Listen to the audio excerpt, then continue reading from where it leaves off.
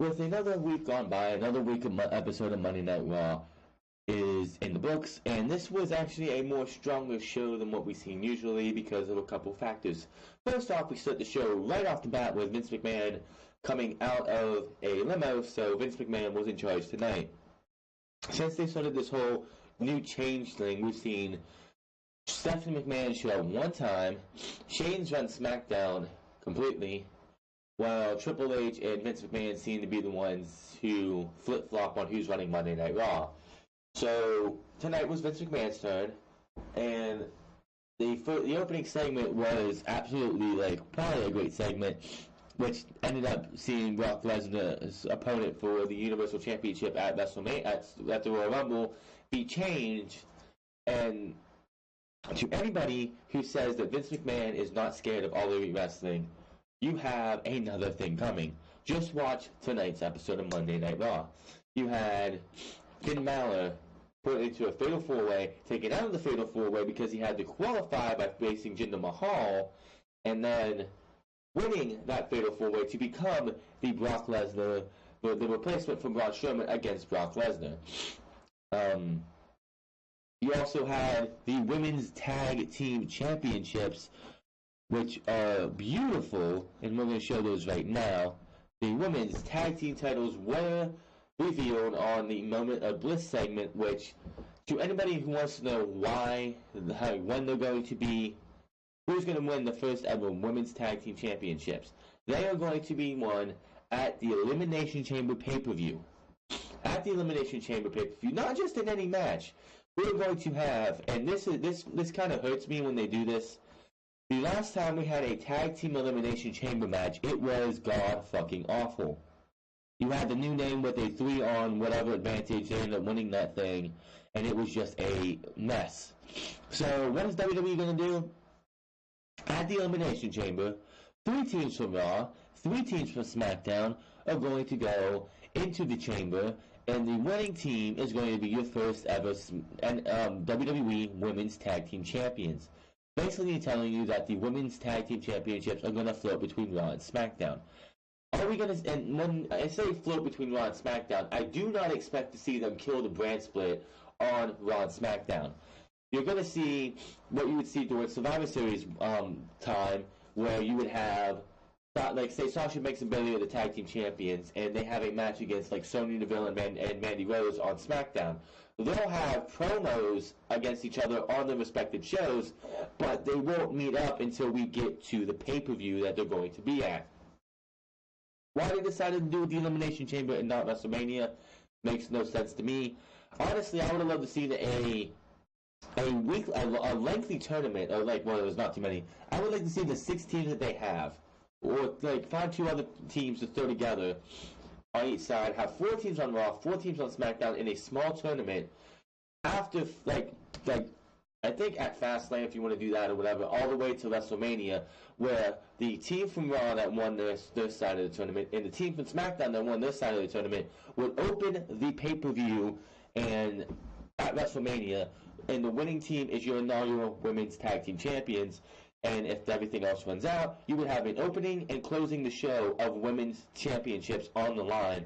And honestly, that would be just a coup for the women's evolution, in my opinion. But they decided to go with the Elimination Chamber. It gives you the inclination of the women's Elimination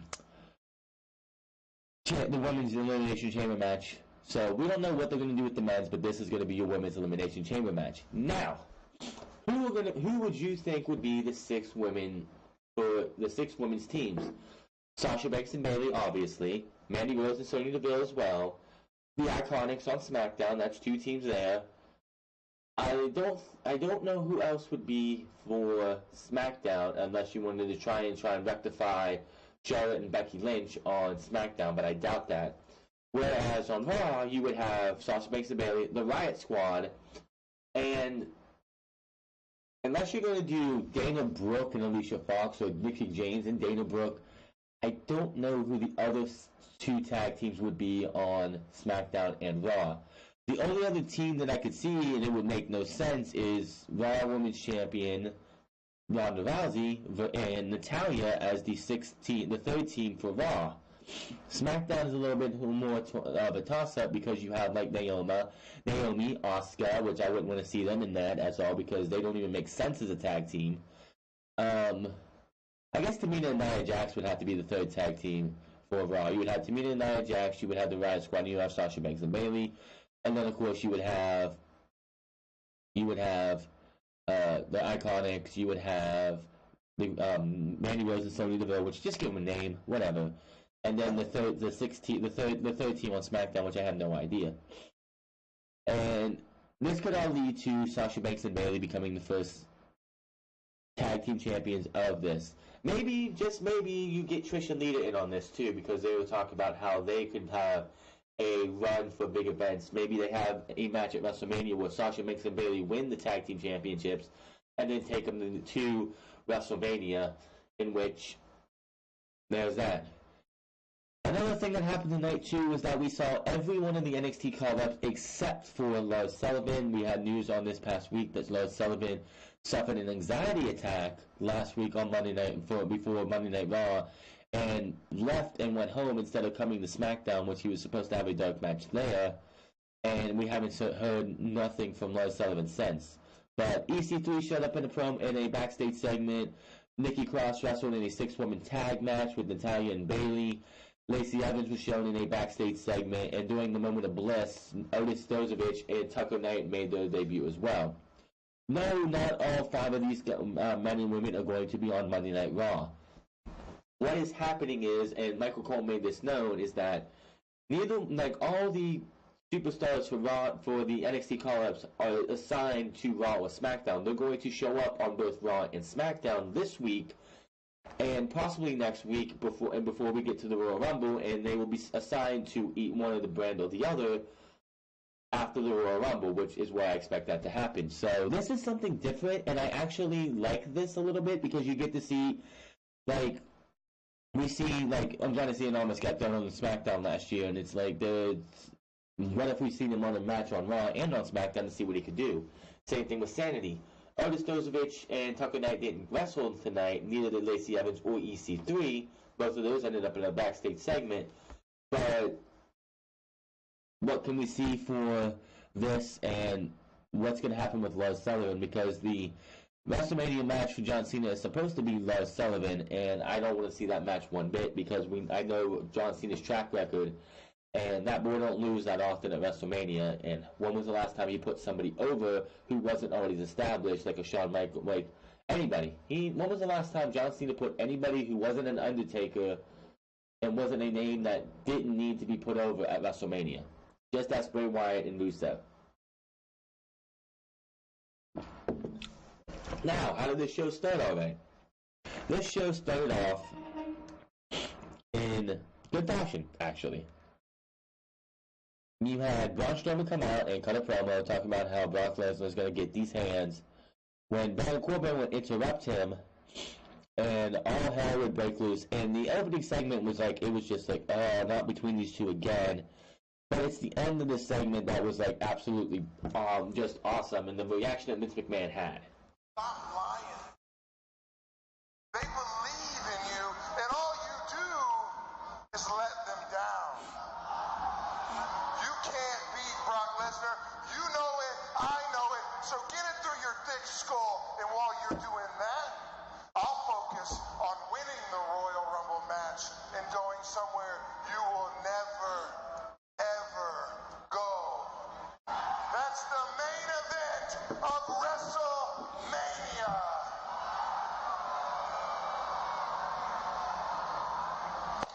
So Braun Strowman decides to run after him. Braun Strowman making a beeline for Corbin. And Corbin can't just talk that much trash and not expect the monster among men to chase him down. No one is safe when this monster's on the loose.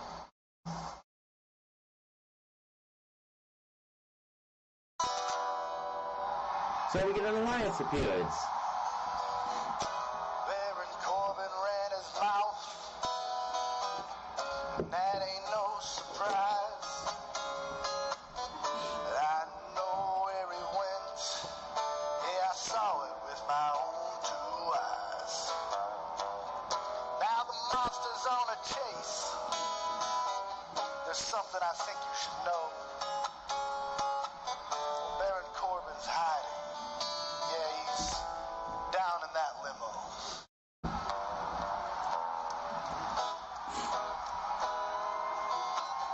I just gotta say, the Alliance appearance was just fit seamlessly with this entire segment. It was just like a nice little touch and attention to detail on something to. It just added to the segment.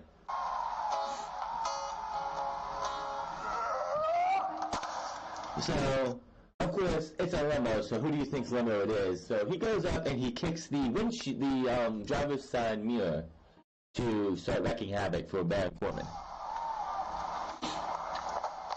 Pulls out the driver and just tosses the driver over the hood. This is not going to end well. Oh no, somebody stop this. What is Strowman gonna do? Grabs a lead pipe. Anything he wants. A conveniently placed lead pipe that was just there. Oh my God! I'd be running for my life right now. And then just grabs the door and rips it off its hinges.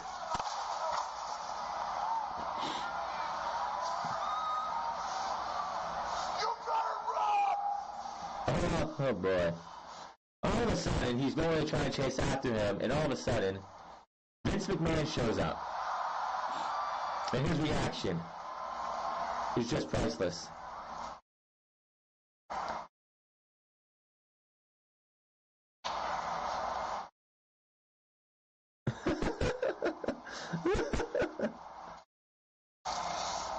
They cut to commercial, of course, and Vince McMahon was just like not happy. Puts the door back on for a second, or tries to.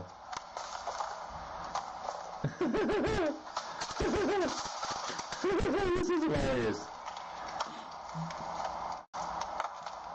You're like some sort of a raging woolly mammoth, aren't you, huh? Yeah. Human wrecking ball of some kind? That's who you are. You have black and yellow tape wrapped around your body. You're a danger zone.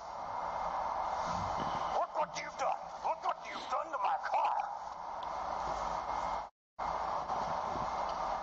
That's going to cost you $100,000.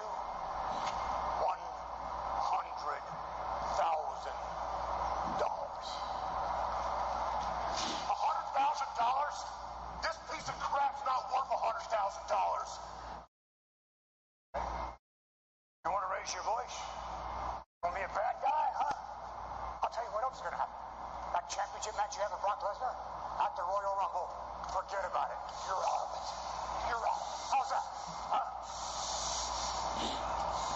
Yep, man, that is the end of Braun Strowman versus Brock Lesnar. And of course, there's some limo just standing there, so what's Braun Strowman going to do? He flips Vince's limo and walks off. And of course, we come back from commercial break, and he gets sent off and escorted by cops from the arena. So that was the end we saw of Braun Strowman on this night. Also, let's put it out there why he is not wrestling at the Royal Rumble is because he's not going to be medically cleared in time for the Royal Rumble. Of course, at the beginning of the show, he did say that he was 100% cleared. That was 100% a lie. So WWE had to figure out a way to get Braun Strowman out of the match, and they just had him destroy Vince's car, or limo, and Vince was like, I just had enough of you, get out of here, and you're not getting your championship match. So that set up the entire show tonight, which was pretty decent, definitely better than what we usually see, and it gave you some intrigue on who was going to be replacing him at the Royal Rumble. One name I was in particular, which I did not want to see in the Fatal 4-Way, was Drew McIntyre, because it's not his time. His time is coming, and by the end of 2019, Drew McIntyre should be your Universal Champion going into 2020. So his time is coming, and I'd say about SummerSlam, it will be his time to win the Universal Championship. But the Royal Rumble is not Drew McIntyre's time. We get Ronda Rousey and Sasha Banks versus Tamina and Nia Jax. This was we go to the ring, and we first comes out the women's champion, Ronda Rousey. And Mike Rowe was on ring announcing tonight. Not JoJo. I'm pretty sure she was there last week. But definitely not JoJo. Now, this match was hit or miss. It was just Ronda Rousey and Nia Jax teaming up. It's not the match that's really worth talking about. It's what happened after the match. Because Charlie Caruso, good old Charlie Caruso, who has to come in and cut a promo and ask superstars questions, especially when it's a team or something. And she comes in and just starts all kind of trouble, it feels like, because she was also the one who was interviewing the Hype Bros when the Hype Bros broke up. Just letting you know that. But she comes in, and things do not go well between Sasha Banks and Ronda Rousey. Royal Rumble, you two are going to be opponents, but that did not seem to affect your ability to be able to trust each other tonight as partners. No, of course, it's easier to trust each other because we respect each other. I mean, Sasha's at the top of the division. It was a real honor to be able to tag with her tonight. It'll be my absolute honor to be able to defend this title against her at the Royal Rumble. I mean, Sasha Banks, man. The victory over Sasha Banks will be my greatest accomplishment as Raw Women's Champion. And Sasha, this will be your very first time facing Charlie. And this did not sit well with Sasha Banks, and I absolutely loved everything Sasha Banks said in her delivery and her intensity in this promo. Oh crap, I messed that up. Excuse me, I messed that up, but yeah. Her intensity in this promo was amazing. My greatest accomplishment as Raw Women's Champion. And Sasha, Just a look on Sasha's face, too. I'm glad you already chose where I rank on your list of accomplishments as champion. That's not what I meant at all. I'm really... It's like, Ronda Rousey is really good at this. I don't know if she does it intentionally or this is how they have it booked, but she is really good at putting her foot in her mouth when it comes to these interviews when she's going and talking about somebody. Especially when somebody she says she respects is Sasha Banks. She's respecting her on one side, and on the other side, she's just putting her foot in her mouth and talking shit on Sasha Banks. It's like she starts to compliment her, and then as soon as she opens her mouth again after she breathes for a second, she's talking down on her. just saying that the only way that I know how to show you my utmost respect is to do everything that I can to tap you out in the Royal Rumble. Just can't keep that mouth shut, can you, Ronda? Tap me out?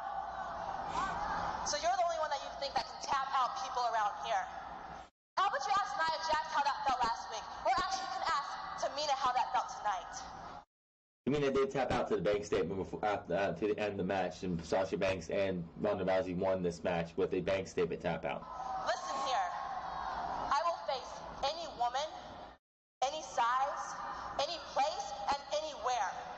And like I said last week, it's going to be my pleasure to teach you how to lose with class. Let's not forget who you called out. Last week you said I was the best. It wasn't the other way around. I am not scared of you. And listen here, you better get used to not having your way around here anymore. Because come Royal Rumble, the only loser is going to be you. When I make you tap out and take back my women's championship. And you can bank on that.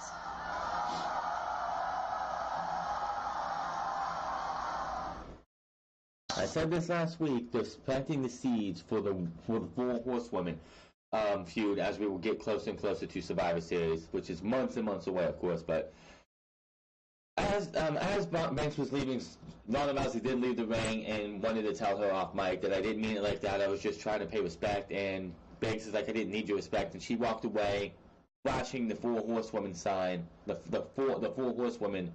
The four horsemen and four horsewomen. So that is definitely planting the seeds for what we will see in 2019. It might be a ways off, but it is definitely going to be something we see later this year. And then we get the Revival versus Lucha House Party again. As we all know, the Lucha House Party, part of the Lumberjacks match, for the Lumberjack match last week between Bobby Roode and Chad Gable and the Revival for the Tag Team Championships. The Revival got screwed out of that championship opportunity because one of the Revival's feet were under the rope while Chad Gable was rolling him up.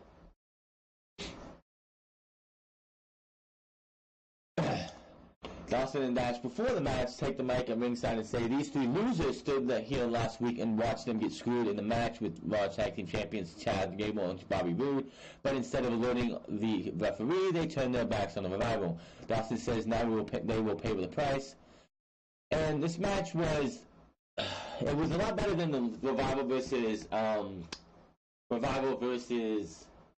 Lucha House Party match we saw when Lucha House Rules was going on. During the match, let's see here. During the match, we cut to backstage and Dawson Fuentes is outside Vince's office. Apollo Crews is with her. She says it's crazy how everyone is lined up for the title shot, but that's how much they want to take the title from Brock Lesnar. Kurt Hawkins also speaks, trying to type up the Beast Incarnate versus the Streak, but Dasha isn't interested because it's a losing streak, not a winning streak. EC3 makes an appearance but doesn't speak. Dasha talks to Kurt Saxel and Bo Dallas next. Then Heath Slater and Rhino. Everyone wants a title shot. The match goes back to full screen again. And Dawson drops Metalik on his head for the pin to win. Wilder got involved and pulled Metalik's foot off the bottom rope as the referee counted 3. So, and what pissed me off about this is that you have Corey Graves and Renee Young talking about how the Revival was screwed last week, and then you have Michael Cole at the end of this match is like, "Hey, his foot was on the rope," and they're like, "Oh, I didn't see nothing," or like they were becoming hypocrites, 100% hypocrites, in the fact that they were lambasting how bad the Revival got screwed last week, but the Revival screwed the Lucha House Party this week, and they're like, "Oh, it's just fair game," and it's like, oh my goodness, this was so stupid. I do not want to see that again. I can't say his name. Dasha Fuentes was in the back, and he says Mr. McMahon just holds the mic to his face. He's like, "What is this? What is this?" And he's like, "You want me to give you the scoop? I might as well just go to the ring. Or I'm going to go to the ring and tell you who's going to be facing Brock Lesnar or how we're going to find that out." So he comes out, and then, of course, John Cena comes out because you know this was going to happen. And then Baron Corbin... Drew McIntyre, Baron Corbin, and Finn Balor. And just, if they have it all, which I hope they do, just listen to Finn Balor say what he says to Vince, I hope they put it on there. It's very telling. See, 20 years ago, when everyone left this man high and dry... First and foremost, I guess he's doing some Steiner math because the entire... Stone Cold left in 2003, which is 16 years ago. The Rock left in 2003, which is 16 years ago. Brock Lesnar's original lead left in 2004, which is 15 years ago. So his little 20 years ago thing is a little off. That would have been 2000. That would have been 1999 if it was 20 years ago. So I don't know if he's doing Steiner math or not, but John Cena's a little off in his math. Stone Cold Steve Austin, see you, Vince. The Rock, see you, Vince. The current Universal Champion, Brock Lesnar. Take this job and shove it, Vince. I'm going to play football. And, I'll talk about it in a second. You didn't know what to do. Turned around at a crew of rejects and misfits. And you begged somebody to step up. And I walked up to you and looked you in the eyes like a man. And I said, you give me a chance, and I will not let you down. He must really be doing Steiner math because Brock Lesnar was still in the company, and it was like 2002 when the Ruthless Aggression speech happened on Monday Night Raw. I believe right after the entire Stone Cold took his ball and went home segment that happened. I'm pretty sure that was the week after or that same week. But his math has got to be off completely because Lesnar was still in the company and was just barely there. He just, of course, made his debut not too long after this, of course, but he is like way off. I don't know if it's a couple of too many headshots in the back or he's been away from wrestling too much, but somebody had him script this for him or whatever and was off by a ton. And you gave me a chance. I didn't let you down. And then you gave me another chance. and another chance, and another chance, and another chance, and more and more and more and more chances. I miss birthdays, weddings, and funerals for this. And I am not saying that, Mr. McMahon, for your sympathy. I'm saying it because stepping up isn't putting your life on hold for this. Stepping up here is making this your life and loving every second of it. That little piece right there is absolutely true. If you are a professional wrestling wannabe and you want to be somebody who wants to get into the professional wrestling business, I'm just going to throw this out here. You need to make this your life. You need to go out there and go everything else, like, do what you want to make it your life, especially if you want to be in the WWE. I mean, All Elite Wrestling is going to be more lenient. New Japan's lenient. Ring of Honor is most likely lenient. But if you want to be good at what you do and you want to be on that big stage of WrestleMania, Royal Rumble, Survivor Series, SummerSlam, or whatever, you have to make this your life. If you're willing to make this your life, then you will be, and you dedicate yourself to it, you will succeed at being whatever you want to be, especially this. Now, that can be to anything, not just WWE. I just want to throw this out here because it's just something that needs to be said. To anybody who wants to go out there and do something, whether you want to be a football player, you want to be a basketball player, a hockey player, and a like professional wrestler, a businessman, you want to own your own business, you want to own a football team, you want to own a basketball team, you want to own anything, you have to dedicate 110% of your life to it. And be loving everything you do. I dedicate my life to this, even though it's like, this isn't one of those things that is like, this eventually will hopefully get to where it's one of those things that I'm doing this all the time, and a lot of it more, and I'm reaping the benefits of it. But for now, I'm just building up as I go. If you love doing something, do it, and make it your life. Plain and simple.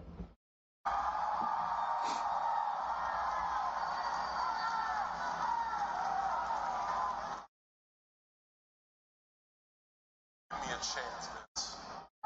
I will not let you down. And before the next person came out, I was like, please don't have him just pick up the mic. I'm like, okay, we're getting John Cena and Brock Lesnar at the Royal Rumble, and I would have been like, I see nothing in this. I want nothing to do with this match, and I do not need to see this match. John Cena in championship matches, I don't want to see anymore. There is absolutely no reason for John Cena. I don't care if he's tied and he has the actual record of 16 times champion in WWE. We do not need to see 17. We do not need to see 17, 18, 19, 20, whatever. His time at going for championships is over. But of course, this is also the company that gave Triple H the WWE Championship before WrestleMania 32. More on that another time. Your time is up. And my time is now. So just like Stone Cold, just like The Rock, and just like Lesnar, you can leave. I just love Drew's intensity. He never seems to drop it. All right.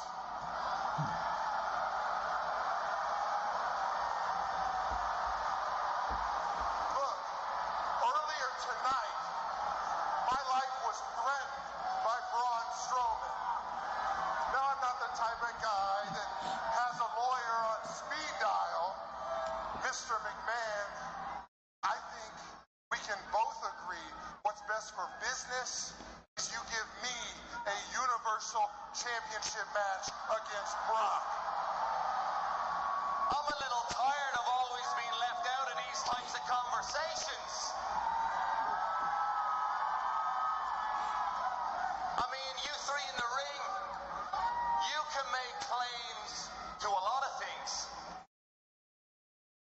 But I am the only person out here who has ever been Universal Champion. For 24 hours.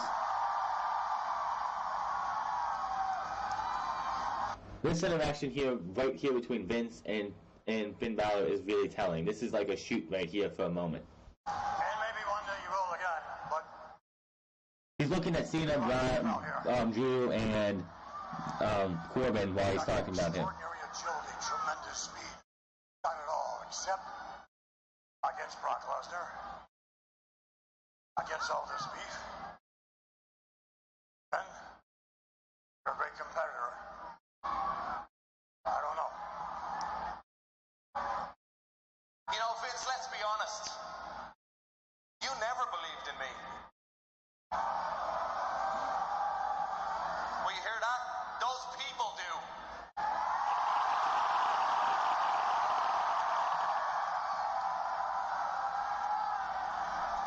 And I know you're stubborn and nothing I say is going to change your mind.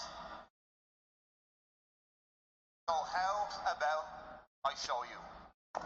Anyways, and yeah. McIntyre just dropped Cena. And now a Claymore. kick from McIntyre to Balor.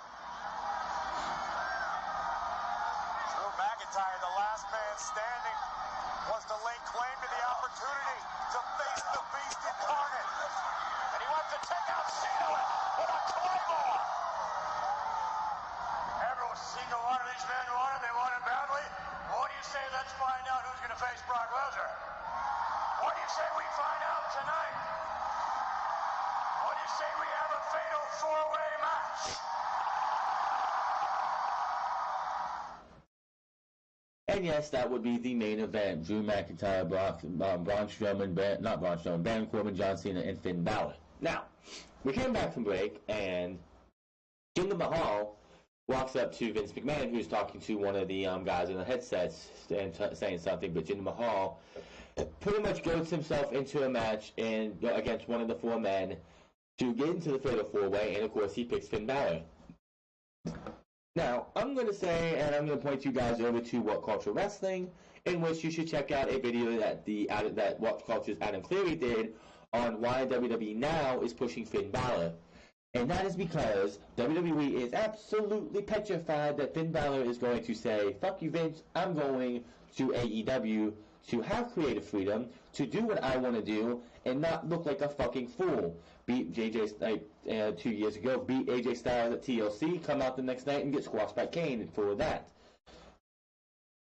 WWE is pushing Finn Balor for now, just so they can, keep him in the fold and not have him be a Pac or a Chris Jericho or anybody else that they lost, Cody Rhodes, which was a massive mistake on their end. Finn Balor is somebody that they are petrified of losing. Just like they're petrified of losing AJ Styles. They're petrified of losing, I guarantee the Revival are going to be the tag team champions going into WrestleMania.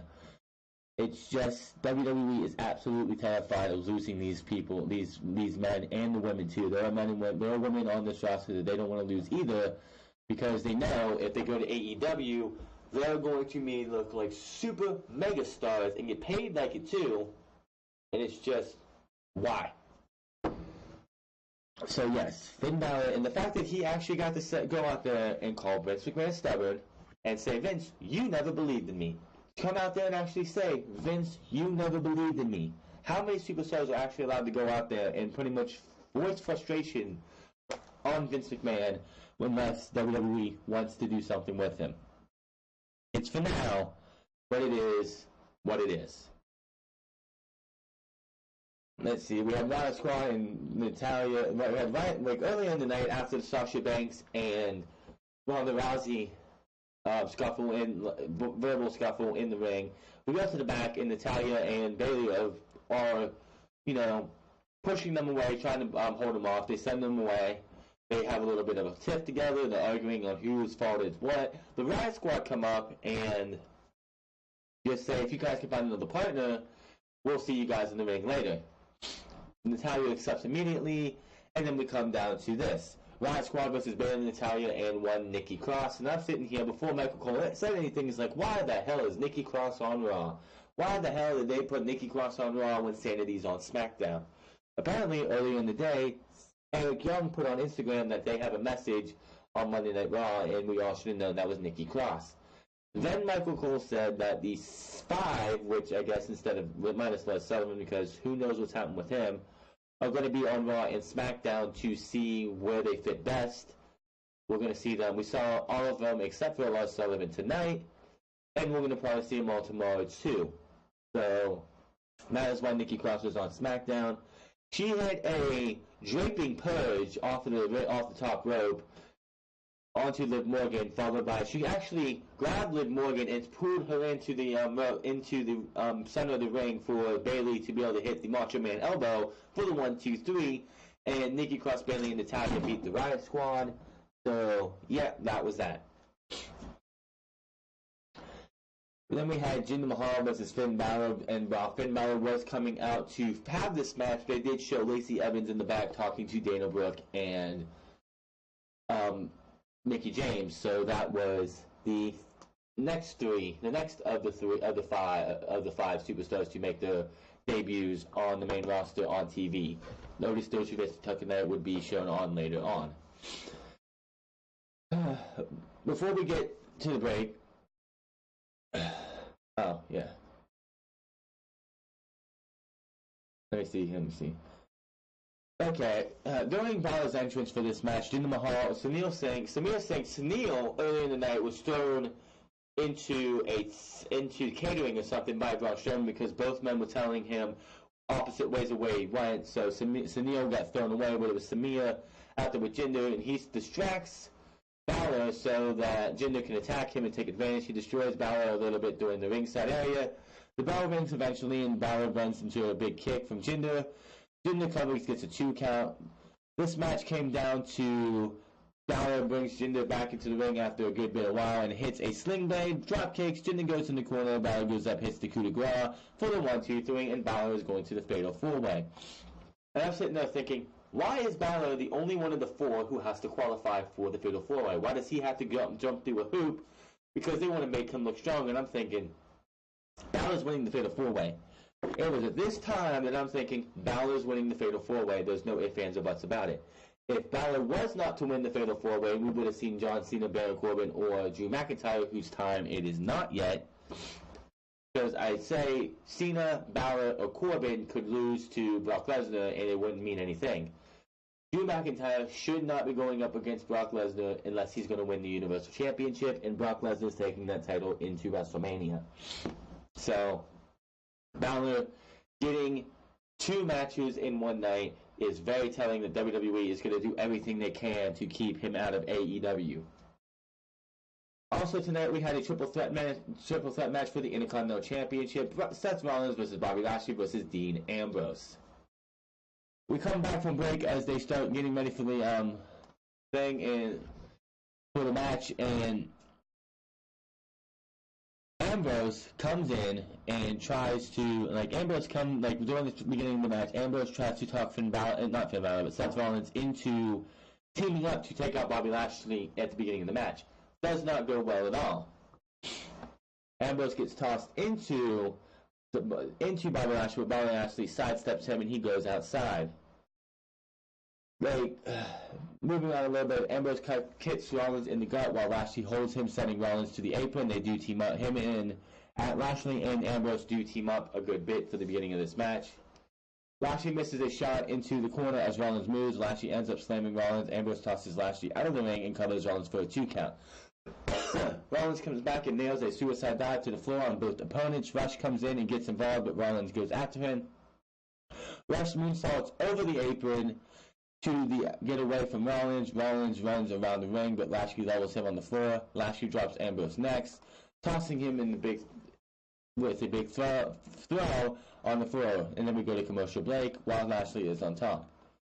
Moving on a little bit more, Ambrose and Rollins go to the floor and take apart the steel steps because Lashley is down. And as Rush looks on, they ram the steps into Lashley and knock him back. Rollins returns to the ring and calls Ambrose to fight him. Ambrose then goes back in and they unload on each other, Sami Zayn and Kevin Owens style. Ambrose avoids a buckle bomb. They trade counters in the pin attempts. Rollins blocks 30 Ds and hits a Falcon Arrow, but Rush breaks up the pin as fans boos. I'm just going to say, Memphis, you guys, even with Jerry Lawler being from here and being there to show up for just a cameo appearance because they were in Memphis, you guys suck tonight. I don't know if Raw was absolutely that bad or you guys were just tired or bored. You guys suck tonight. Rollins chases Rush around the ring and back in. Rush speed on Rollins, attacks Rollins, but Ambrose charges. Rollins moves and Ambrose knocks Rush out of the ring. Lashley comes in and ends up sending Rollins over the top rope to the floor. Lashley then drops Ambrose for a close 2 count. Lashley gets up, hyped up while waiting for Ambrose to get up. Lashley runs into a kick and poked in the eyes. Ambrose looks for a dirty deeds, but Rollins comes off the top rope, takes him down. Rollins with an enziguri to Lashley. Rollins goes up and hits a frog splash to Lashley as well. Ambrose runs into the steal to steal a pin, but Lashley still kicks out at 2. Fans chant, "This is awesome." It was an okay match. Now Ambrose goes to the top, but Rollins runs up and meets him. Rollins looks for a superplex, but Lashley gets Rollins off his shoulders. On his shoulders, Ambrose flies off the top. The sequence sees Rollins get the upper hand, but Rush interferes again. Lashley takes advantage, hits the spear on Ambrose for the 1, 2, 3. Bobby Lashley is now the Intercontinental Champion, and when I was watching the beginning of this show, and the graphic came up that we're getting this triple threat match, I'm like, this is how they get the title on Bobby Lashley. Because you're not going to give the title to Seth Rollins. His future for WWE should be him winning the Universal Championship by beating Brock Lesnar at WrestleMania. And Ambrose is really not going to do anything with the title either, and I don't honestly think Bobby Lashley is either. This title is in a spot that just, I don't know. You have the moment of bliss, and the only thing that we have to talk about there is the fact that, for one, the tag team titles were debuted, which these things look beautiful. They look way better than what you see for the men, which the women... It's nice to see that the women's tag team championships, as we're going to say this again, don't look like the men's. We have that with the women's championships on Raw, SmackDown, and NXT UK, where they look like the men's. At least the tag team titles do not look like the men's. Again, it's going to be 3 teams from Raw, 3 teams from SmackDown in the Elimination Chamber, apparently. And the last team standing will be your SmackDown women's, not SmackDown, but women's tag team champions. Now, she did have Paul Heyman as her guest. I don't really care because they're talking about Brock Lesnar. Otis Dozovich comes out and just starts heavily breathing. And he's going absolutely bananas. He's like over and wants to try and get it on with Alexa Bliss or something when Tucker Knight comes out and pulls him away. Just the funny part of the segment right there was that, completely. Balor versus Cena versus Corbin versus Drew McIntyre. Winner goes to face Brock Lesnar at Royal Rumble. And again, as we know, as I told you at the beginning of this thing, Finn Balor won this match. It was a good match. Corbin, I don't understand why he was even in this match. He has no business being in this. Even though I think the reason they made this a fatal 4-way, not a triple threat, and put Corbin in here is because they already had a triple threat match between Dean Ambrose, Seth Rollins, and Bobby Lashley. They didn't want to make this 2 triple threats within about the third hour. As we come to the end of this match, we have Corbin drop Cena at ringside with a steel chair. Now Corbin with some chair shots to Drew McIntyre, keeping him down on the outside. Corbin returns to the ring with a chair and stalks Balor. Corbin with a big chair shot over the back of Balor, tries to get up. Corbin with another chair shot for a close 2 count as Cena breaks up the pin just in time. Corbin then drops Cena with a body shot. Corbin grabs the chair again and waits for Cena to get up. Cena ducks the chair shot and nails the AA on Corbin. Drew runs in and drops Cena with a Claymore kick. Balor with a big DDT, a tilt-a-whirl DDT on Drew McIntyre. Balor goes to the top, hits the coup de grace on Cena, and 1, 2, 3. Finn Balor enters the Royal Rumble, not for the match, but for the Universal Championship. After the match, Balor is standing tall as he celebrates. They do show some replays, and Cena takes the mic on Balor. And Cena says, "Where he comes from, you fight to earn respect." Vince McMahon told everyone tonight he didn't believe in Balor. But the fans do. Cena says for what it's worth, Balor has one more person that believes in him now. And Cena tells Balor to give him hell at the Royal Rumble as they shake hands. Cena introduces Balor to the crowd and says the winner in going on to face Brock Lesnar at the Royal Rumble, Finn Balor, who raises his hands, and Balor has the 2 sweet. Drew and Corbin, of course, look on as Raw goes off the air with the new #1 contender celebrating and that was that. So, to anybody who thinks that this is not in response to AEW, you are out of your goddamn mind. If you are not if anybody did not see this coming after Finn Balor got into the ring with the other three guys when Vince McMahon was out there, told Vince McMahon that you never believed in me. Honestly, let's be honest, you never believed in me, and honestly, Vince McMahon didn't. Vince McMahon, after Finn Balor got injured from the match at SummerSlam in 2016, Vince McMahon had absolutely no faith in Finn Balor from then on out.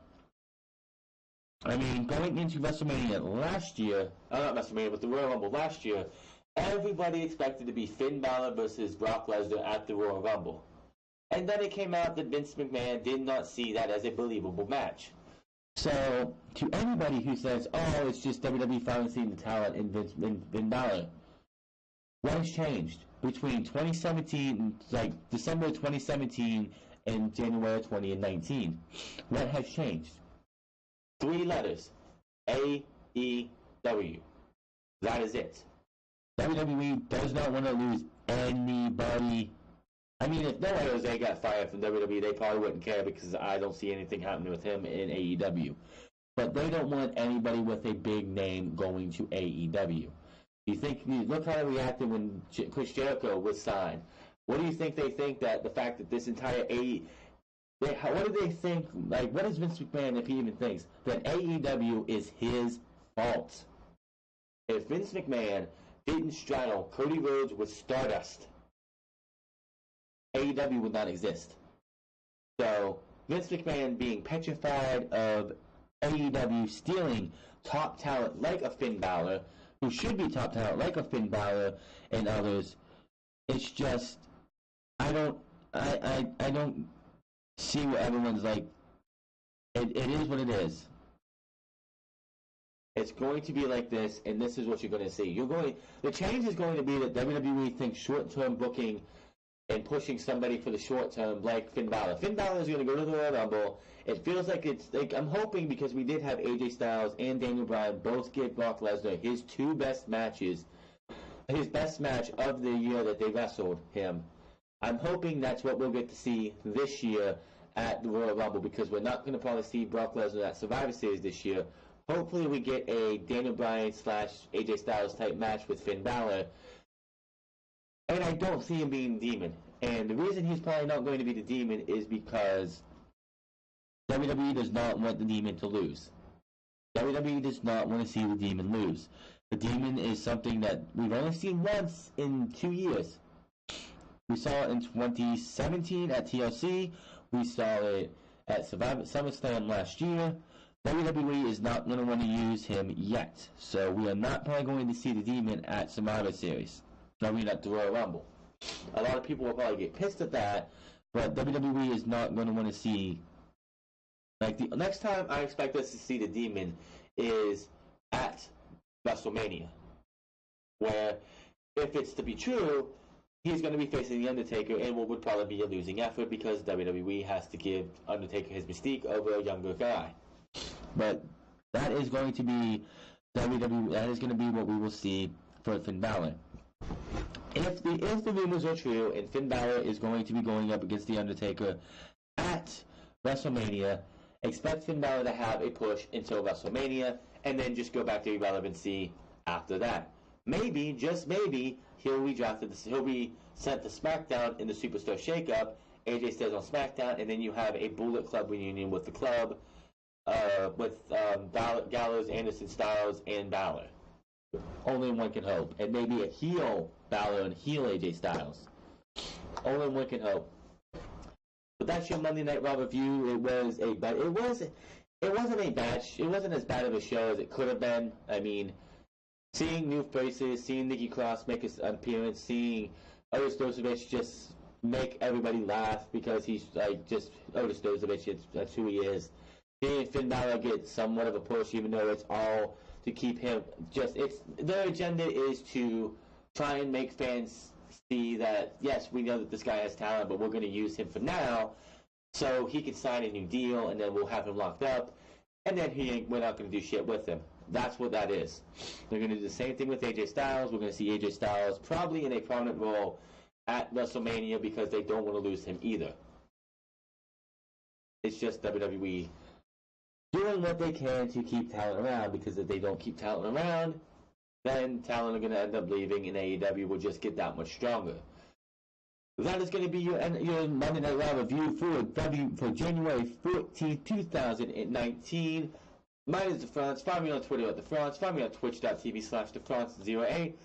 I will see you guys all tomorrow. A little bit of a scheduling note here. I will not be here for NXT on Wednesday. NXT review will be up on Thursday at some time. Probably, hopefully, later in the day. I'm not sure. But there will be an NXT review going up on Thursday. I am going to be out of my house on Wednesday, and won't be back till Thursday sometime. So expect the NXT review up on Thursday. But hit that subscribe button, comment down below, like or dislike this video. I will see you guys tomorrow though for SmackDown, where we're going to get another useless segment between The Miz and Shane McMahon, as The Miz is celebrating Shane McMahon's birthday with the best birthday bash ever. Yeah, I'm not excited for that. Let me just end this by showing off those SmackDown, those women's tag team titles again, because those are just some of the best looking titles. These are the best titles on the main roster.